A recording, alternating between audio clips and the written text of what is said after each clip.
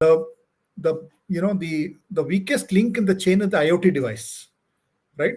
Now, can we elaborate on the IoT security landscape? Because when we started with IoT, we all had just a sensor to collect data and send. Now, today we need to look at the data which is very critical that is going to be collected, right? So, how do we look at this security as a landscape for IoT devices? So if you just look at IoT security, there are different components that go into building an IoT solution.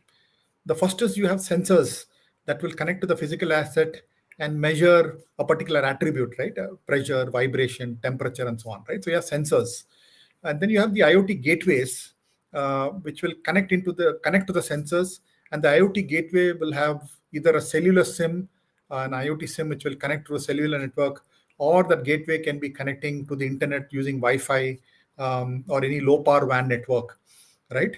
So you have the sensors, you have the IoT gateway, and then you have the network, right? The data is being transmitted through a network. It can be cellular, it can be Wi-Fi, it can be satellite, it can even be a fiber network in a campus, right?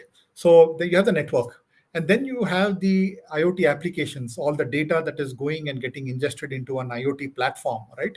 And these platforms are then integrated with the cloud environment and connected to the backend applications. It can be ERP, CRM, and so on and so forth, right? So there are lots of components that are going into building the IoT solution: the device, the IoT device, the sensors, the IoT gateway, the network, applications and data, and all that. The the weakest link in the chain is the IoT device, right?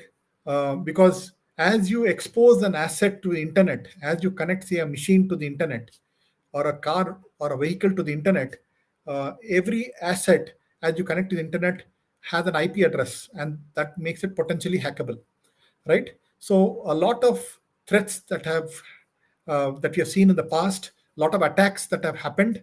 The hacker, the bad guys, attack the IoT device because that's the weakest link in the chain, right?